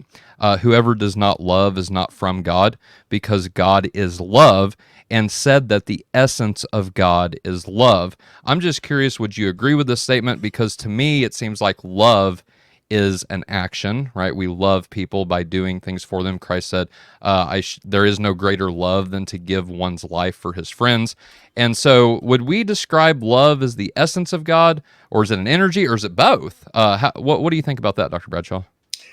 Well, it's an energy. It's actually a divine procession. Okay. It's one of the ones that Dionysius talks about in chapter 4 of the Divine Names. Hmm. That verse in John, of course, is using the Greek word agape. And Dionysius says that God is agape, and God is also eros, the passionate, desirous kind of love, Right. because God is good, seeking good for the sake of the good. That's kind of that's closest he ever comes to I defining what like God it. is. But that's all a definition you might say in terms of activity. Yeah. But yeah, the answer is simply, again, an energy Okay. or procession. Okay, and fair enough. And so that led me to a conversation. So as a follow-up, that led me to a conversation with this gentleman that talked about the relationship between God and us, giving that we participate in those energies. It seems like that's kind of like what I just said, was that is what's quote unquote changing or changeable, I guess we could say, as well, whereas God's essence. And so whenever we read passages like Malachi, I think it's 3:1 off the top of my head, where he says that God does not change, things like that, we would say that those passages are specifically talking about his essence. Is that fair? Mhm.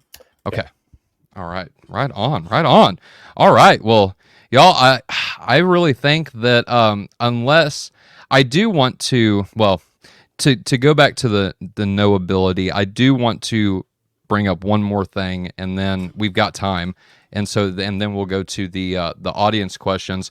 But this was a passage that I said whenever we were talking to Dr. Rhoda and Warren that I would bring up, and I don't have it up right now, but I will in just a second. But it's Genesis, and specifically, I think it's Genesis 6 off the top of my head, where we start talking about, or we start reading about the end of the world per se.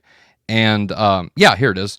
And so I'm reading out of the World English Bible. I think this is the World English Bible. Since it has the Byzantine majority text, I really like that text, by the way. But with that being said, I just want to get your thoughts on this passage, because this is a passage that was argued for in our scripture. So the episode that we just did with Dr. Rhoda and Warren about, does scripture teach dynamic omniscience? And this was one of the passages that came up. And so I'm just curious about your interpretation of this passage specifically, and your thoughts on it. But I'll read it real quick, and then I'll go to you, Dr. Bradshaw. And the passage is this. So Genesis chapter 6, and I'll just start in verse 1.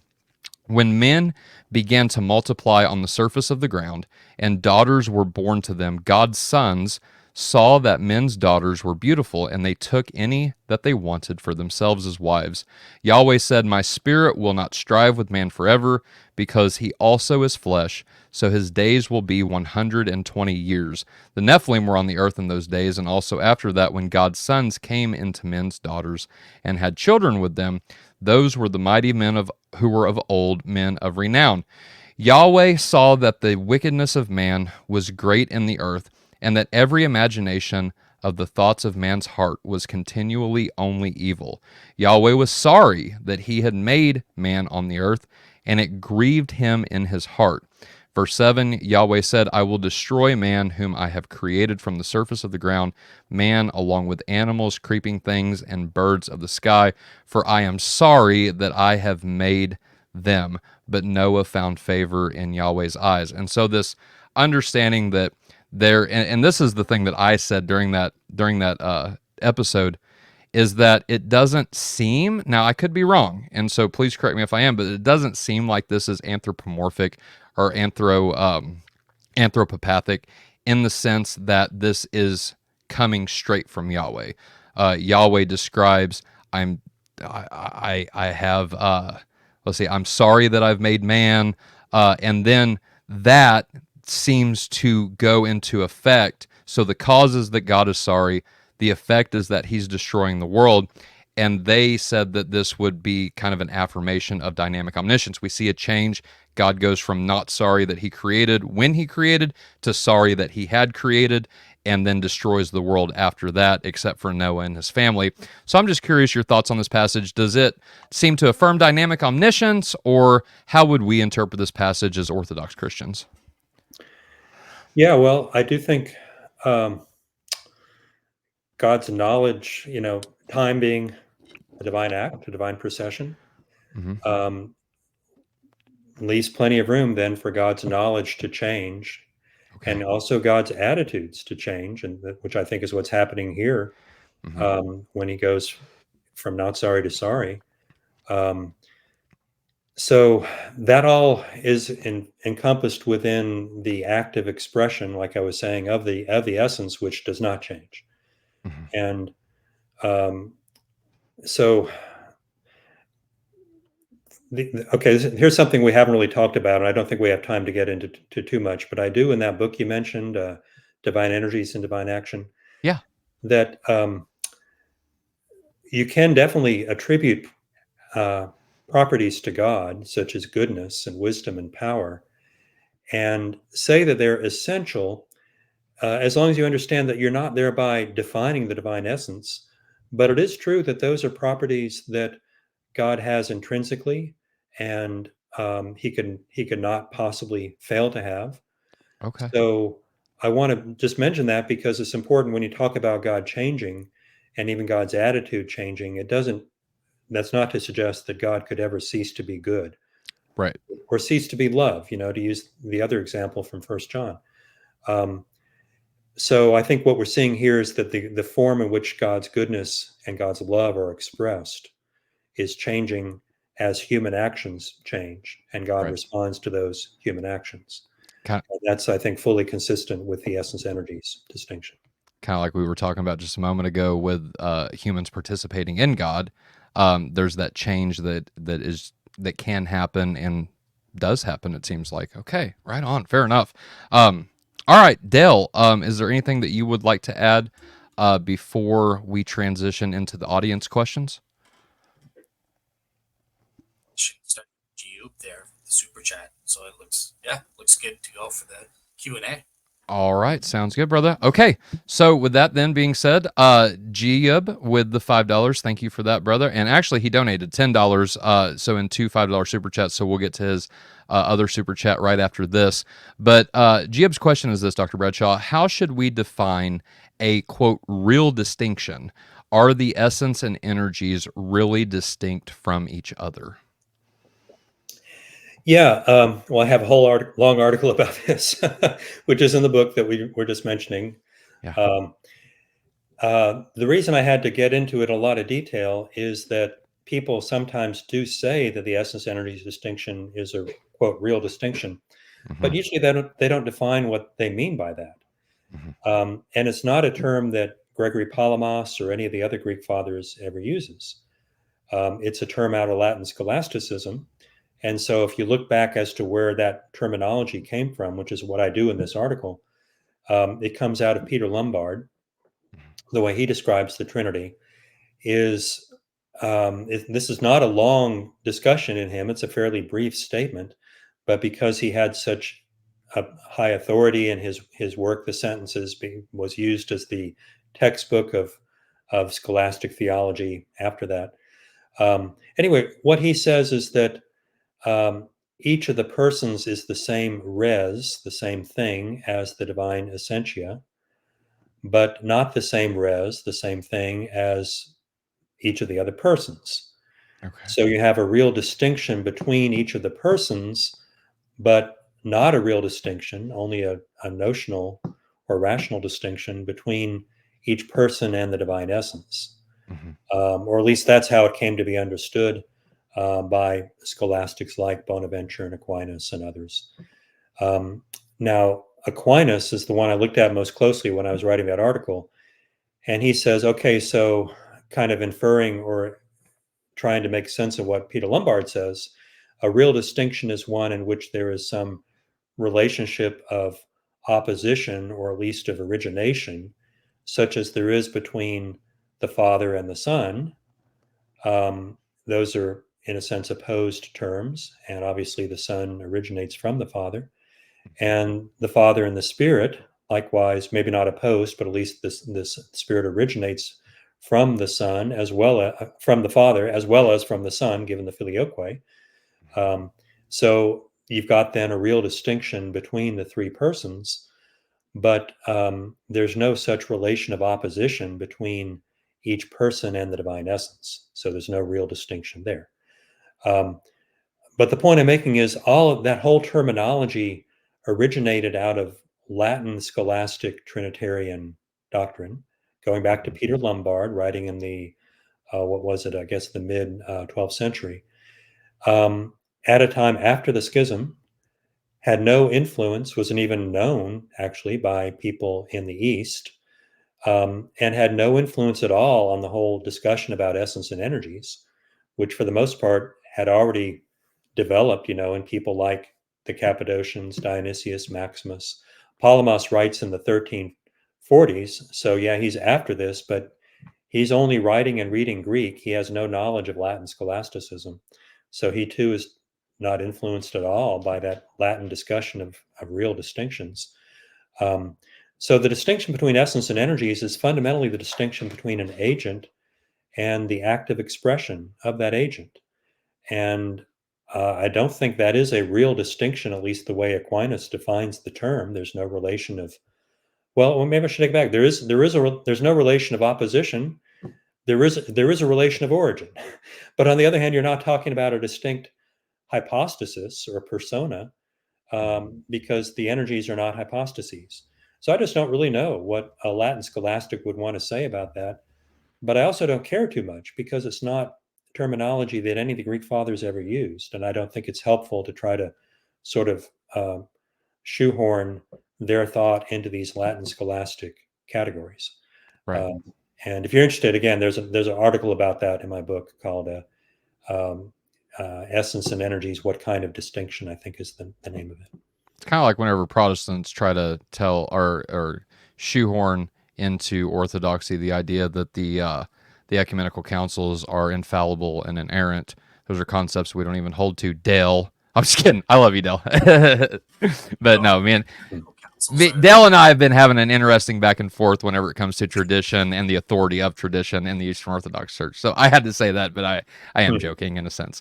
But just so I don't, you're joking around with me, but is it true you don't take the content of the 7 ecumenical councils to be infallible? So I'll put it like this: I haven't made up my mind where I land yet. And Dr. Bradshaw, if you want to comment on this too, feel free. But from my understanding, Dale, there are 3 different views within Orthodoxy that people would hold to. That is that one is the creeds and the canons found in the ecumenical councils are inspired and infallible, or inerrant, I guess I should say. Number 2, that the creeds are inspired and inerrant, and then but the canons are not. And then number 3 is that neither the creeds or the canons are inspired and inerrant. And I don't know where I land on that yet. But Dr. Bradshaw, I turn it over to you, and if you want to. Before he answers, are you saying these 3 positions are all equally valid, or I don't know, like would your priest say, like, it's up to you, like with young earth creationism, you said like Orthodox people are free to choose which of those positions?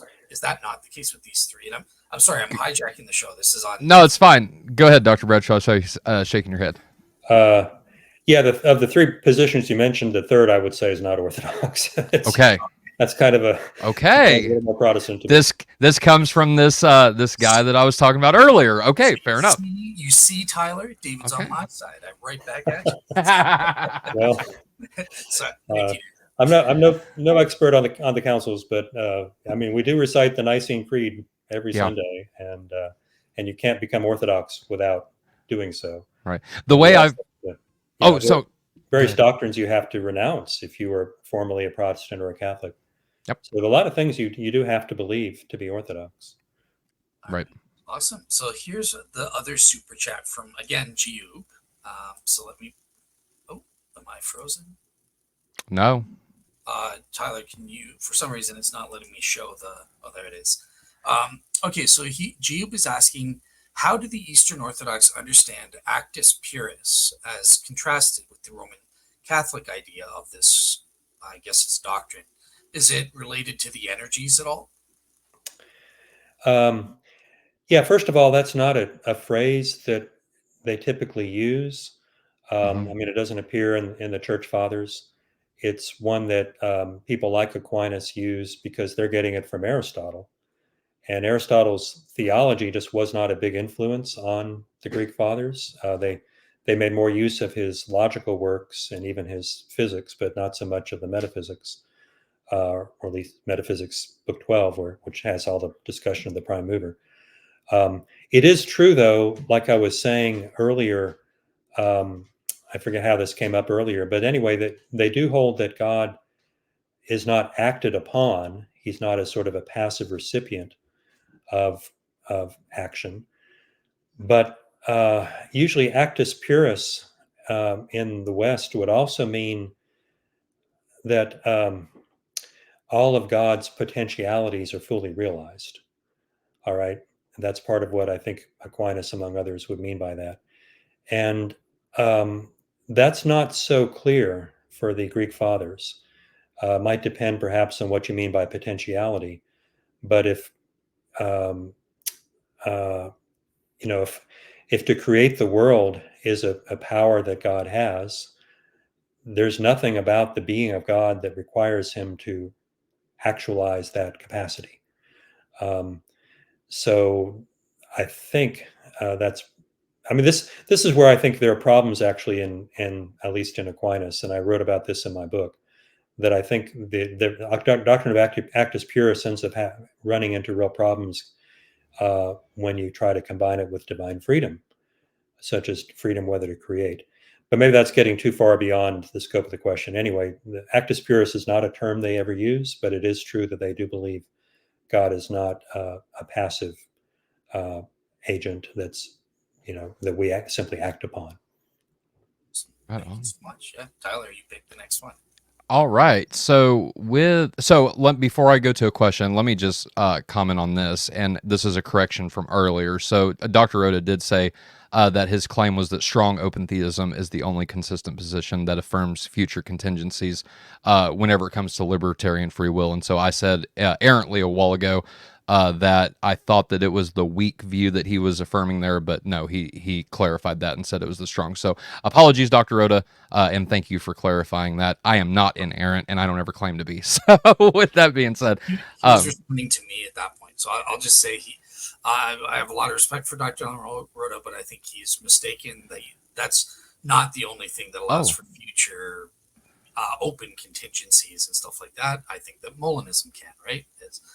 We just have to define what is the contingency. There's logical, free will allows for logical possibilities mhm. or contingency in the future, but metaphysically, our wills that have been actualized, we just choose. We'll always choose that choice, kind of thing.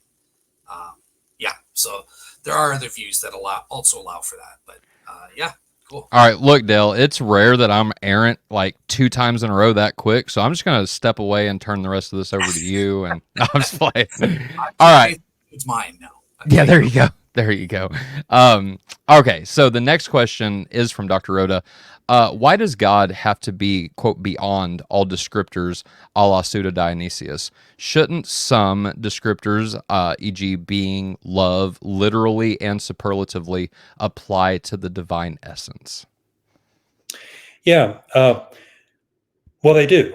Um, Being beyond something does not mean that God is not literally that thing. God is being, but God is also beyond being because he's the source of being. And the being that he has is radically different from any being that anything else has. And so the idea of beyond is a way of indicating God as the source who is transcendent in relation to that quality or reality, whatever it may be, uh, although possessing that quality or reality in a radically different and transcendent way. Dionysius, for what it's worth, uses the Platonic metaphor of image and original, that the being, the goodness, the wisdom, etc., that creatures have are images of what is present in God as a higher reality.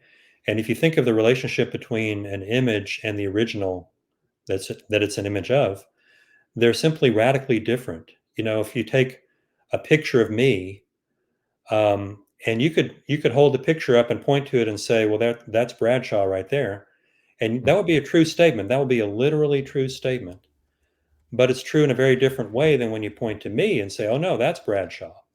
And I am Bradshaw in a radically different way, obviously, than my picture is. And the picture derives its being Bradshaw from me and not vice versa. Okay, so that's the image and the original. And that's the metaphor that Dionysius uses as a Platonist, which I think he is at this point, to understand the relationship between these qualities as they're present in God and as they come to be present in creatures. Right. Thank you so much for that, Dr. Bradshaw. Dale, your turn to pick a question. Yeah, so I am going to pick our good old buddy Hudson TD 777. So he or she asks, God is told to be in heaven throughout the Old and New Testament scripture. So he's in heaven. Would it not follow that God would be in creation in time? Because God created heaven in Genesis 1:1 too. So yeah. Well, I do think that God is in creation and in time, as we've discussed. Time is his own activity. So far as God creating heaven in Genesis 1:1, I think that's a matter of interpretation. In the beginning, God created the heaven and the earth was without form and void, and darkness was upon the face of the deep. You can take that first phrase, in the beginning, God created the heaven and the earth, as simply a way of summarizing and introducing everything that's going to follow, because there's no then distinct reference to God creating heaven. What seems to be the first creative act is, and God said, let there be light. And of course, the creation of the sun and the moon and the stars, I believe, is on the fourth day, right? So it seems like the way the creation unfolds in Genesis 1, at least what we would call the heaven, comes at a later stage. But at least that's how I would read it. But I think there are different ways of reading that chapter. Obviously it's very mysterious. So anyway, but I kind of agree with the conclusion, but not the reasoning that leads to the conclusion. Yeah. Thank you so much. Yeah, just to comment on that, right? God is everywhere. This is what our creeds and what we recite during the divine liturgy, like every divine liturgy, is that God fills all and in all, right? And so, yes, he is in heaven and on earth and everywhere, right? So, okay. And to your point too, Dr. Bradshaw, I always took Genesis 1 to mean like space, like what we would consider space, like the planets, stars, things like that. And then specifically on day 4, the sun, moon, different aspects like that. But that's what I considered the heavens. And now what Paul's talking about, and I think 2 Corinthians, the third heaven, that might be an interesting conversation if that's part of creation or not. But regardless, that's how I interpreted Genesis 1 anyway. But all right, fair enough. So we've got 2 questions left, and we've already touched on this one. So if you wouldn't mind saying whatever you want to about it, if you'd rather summarize on this, that'd be cool too. But Amy asks, so is time and energy that God shares with us? Yeah. We're temporal beings, right? We live in time, through time, we experience time. There's a difference from some of the other energies because God also shares with us goodness and beauty and wisdom and power, but the way we share in those is largely up to us, right? We can choose not to be good, but we can't choose not to be temporal. That's a package deal. And as long as we're the creatures that we are, then we necessarily share in time. All right. Dale, last question is for you, brother. Or not for you, but Last but not least, all right. last but not the last shall be first, right? The last shall be first. And frankly, Alan got the first question, so he's the first and the last here. So Hey! he's asking, the essence energy distinction implies that God is free to act. In other words, be energetic in ways that are not dictated by his essence. Is that so? Oh yeah, absolutely. I mean, with certain boundaries, God cannot fail to be good, and therefore anything he does will be good. But the ways that he manifests and expresses that goodness, there's no end to the different ways he could do that. So, yeah, given that, absolutely. Awesome. All right, cool. Well, that does it. That's all the questions from the audience. So, on my behalf, before we go to Ty, I'll say thank you so much for coming on again. It's always a great time, even when I agree or disagree with you. You're always well informed, and you provide something for me to think about and stuff I have never even heard of before. So yeah, it was great. Right on, Dale. Thank you, and thank you, Dale, for joining us. I kind of hit you up, not necessarily last minute, but I thought about, since you were on the first episode with us, that you'd want to participate in this episode as well, and so I always love having you. You're teaching me philosophy as well, and so to have both people that influence me on here, I am literally in the created heaven right now. And so, but I know, Dr. Bradshaw, I do appreciate you coming on, and I do want to give you some time to plug. I know now, I don't know when the video that I had mentioned earlier, you did another interview, and that was the only interview I saw with you on specifically this topic. I forget who it was with off the top of my head right now, but you had mentioned in that interview that you were currently, or maybe it's already past that, but writing a book, a small little pamphlet, or not pamphlet, but I think it was, you said that 30,000 words was the max on it for Cambridge. Is that still in the works, or have you already released that? It's still in the works. Okay. Yeah, I've been behind, so I hope I'm going to write it this summer. It'll be called The God of Eastern Orthodoxy, and it's one of those Cambridge Elements books. If you're familiar with those, these are little paperbacks. Yeah, 30,000 words, but it'll talk about time and eternity, along with the essence energies distinction and a lot of other things we've talked about here. Yeah. All right. Is there anything else that you are currently working on, book-wise, article-wise, and then also, like I said, your main place that you interact and publish, is that on academia, or are there other websites that people can find you if they want more from you? Yeah, that's the main one. I try to post things there that I'm permitted to post, by copyright restrictions. Sure. Well, for what it's worth, I did just finish an article called An Eastern Orthodox Approach to Divine Simplicity for one of these 5 views type volumes, where you have 5 different people writing from 5 different points of view, and then they debate with each other. So there's going to be a Thomist and a Scotist and an Anselmian, and then someone who doesn't believe in divine simplicity at all, and then me. So whenever we all write our different rebuttals and so forth, I think that could make a really interesting book.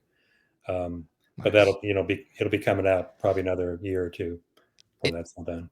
It's super nice to see, I think, Orthodox Christians getting involved in the 5 views, because I know whenever I was beginning to inquire into Christianity, a lot of people recommended to me the 4 views, 3 views, counterpoint series. And not only you, but my godfather, Dr. Bo Branson, is writing and they're getting close to publishing, from my understanding, but a book like that on the Trinity, and he's doing it with Dr. William Lane Craig, Bill Hasker, and then I forget the other one. There might only be 4, so Bo, Bill, and then Hasker, and then I want to say there's somebody else, but I forget off the top of my head who that who that is. But anyway, I say that to say it's really nice to see Orthodox Christians getting recognized and being asked to participate in those types of books. I think that just a tell that Orthodoxy is starting to become something in America, and that's always good news in my opinion. Not just saying that as a convert, but mainly saying that as a convert. I like that Orthodoxy is growing in America, and people from our camp are starting to get recognized. And so, congratulations, first of all, and thank you for doing that. Sure, and I couldn't agree more about. I'm glad to hear about that book about the Trinity. Mm-hmm. I think it's, for one thing, the works of the Greek fathers are a lot more accessible now than they were even 20 or 30 years ago. There are just more translations out there, and with the internet, things are a lot easier to find. Yeah. So I think more and more people are realizing that they're really an important source of Christian thought that has been neglected to a large extent, or else, when they were studied, it was sort of from a scholastic point of view, or maybe even a Right. Protestant scholastic point of view. But anyway, allowing them to speak for themselves and to realize they are their own distinct tradition Mm-hmm. that's ancient and that's very deeply rooted in the early church and in the scriptures. I think the more people realize that, the more they're going to be an important voice at the table. Absolutely. Absolutely. All right. With that being said, then, just for our audience, for those that are interested in what is coming up on Faith Unaltered, we, like I mentioned earlier in this episode, that we do have an interview with Dr. Nathan Jacobs, who is an Orthodox. He has turned from academic to filmmaker now, but is still participating in writing articles for Substack. And which is where I found him, Dr. Branson recommended him to me reading, and that was the first article that I read, was the one that I brought up in this episode, Why Would God Make the Damned? And so he's going to be on the podcast, or on this show, Friday, June the 7th, and that's at 11 a.m. And then after that, on June the 14th at 7 p.m., we are going to have a friend that watches this channel fairly regularly, going to be coming on and giving his testimony about why he converted from Protestant to Orthodoxy. That, and then we've got the big show coming up next week that Dell has so graciously put together. We have Dr. Shabir Ali coming on from Let the Quran Speak. For those who are my Protestant friends that are watching, and probably even Eastern Orthodox, have seen Dr. James White debate Shabir. Shabir's participated in a lot of debates, like on the Trinity, specifically on the Christian God. Does the Muslim God exist? Is there a difference? Dr. Shabir has done a lot on those topics and is pretty well known, to my understanding. And so we recently released an episode with Dale discussing the Quran's claims about the crucifixion, specifically found in Surah 4, 157, and in that context. And so Shabir is going to come on and discuss that, as well as have an informal discussion about the Trinity. I'm sure the logical problem is going to be raised whenever it comes to that. And so Dane, our co-host Dane Von Ace from Three Crowns, is going to be talking with Shabir about the Trinity. And then after that, just the episodes in June. I know that because this interview got moved to today, we are going to have an open mic tomorrow night at 7 p.m. Eastern time, and so I'll get that set up. I know you're not seeing that on the YouTube channel right now because I haven't made it yet, but I will after this. And so join us for our open mic. That means anybody that is interested can come on and participate in a discussion about anything y'all want to talk about.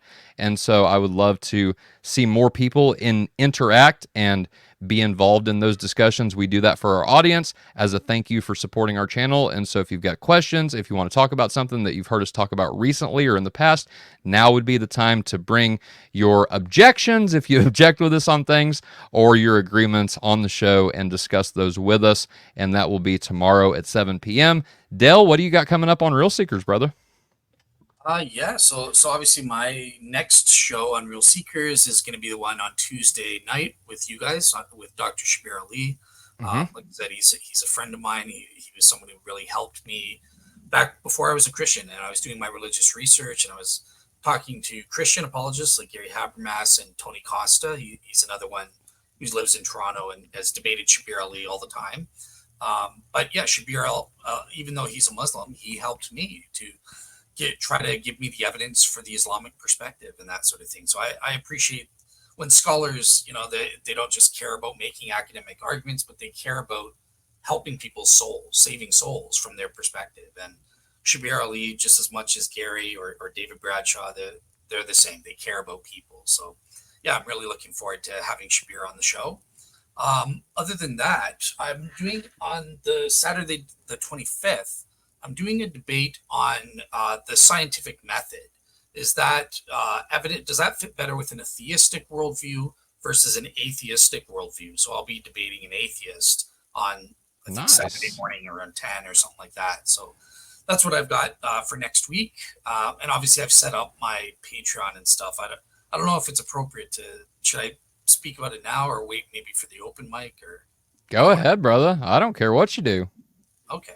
All right, cool. So You have full reign, Dale. all right, no worries. I'll just quickly share my screen and just show you guys what I've set up. And if anyone's interested in supporting me, great. Um, cool. So this is the Patreon. So just that patreon.com/real seekers. And you have to set up tiers. So the pricing's messed up. For you guys, it'll be in American probably, but Hmm.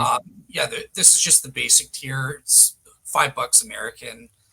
It's basically just the same content that's on my YouTube stuff because I believe strongly in having evangelistic materials for free. But I'm also putting it here. If you've got extra money and you want to help me, great, you can sign up and I'll give you guys a verbal shout out or something at the end of a video. Then I have the Real Seekers Plus tier, which I will be giving early access to kind of bonus Real Seeker materials. So if I do like a review or a reaction video, stuff like that. So yeah, you can join for that. I think it's like $12 American for whatever reason. That's $21 Canadian, I guess. But and then there's the Real Seekers Beyond tier. So this is what Tyler was talking about. So this is not going to be evangelistic material, although it'll include both the other tiers. But this is where I'm going to be teaching secular philosophy courses, right? Things that I either taught or took as a master's student in philosophy. So right now I'm teaching at Tyler's suggestion my critical thinking and logic course, and I'm going through, that's a first year undergraduate course that's required for people in the arts, and I'm just going through and teaching that material for you guys in the Real Seekers Beyond here. So yeah, that's kind of the Patreon. If not, if you don't care about signing up for tiers and all that stuff, if you just want to give like a one-time donation, you can also find me again at the paypal.com/real seekers. And if you need help finding the links, I've set up a link tree that you can just click on and it gives you the PayPal or the Patreon. But with that said, I'm going to shut up because I don't like doing sales pitches. So yeah, thank you for watching me, and I'll never do that again. Thank you. And no problem, Dale.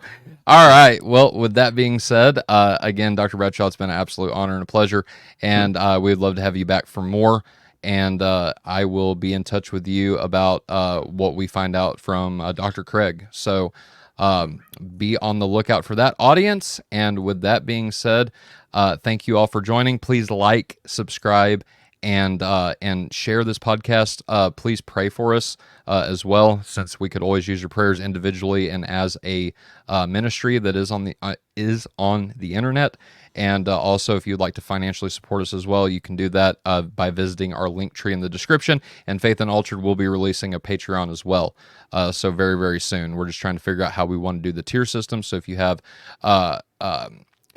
any basically, if you want to give us some ideas about how to do that, then email me at faithunaltered@gmail.com, and I will see you next time, and we will see you next time. So with that being said, good night, God bless, stay like Christ, and Christ is risen. Indeed, he is risen. Amen. Okay. See you, Dr. Bradshaw.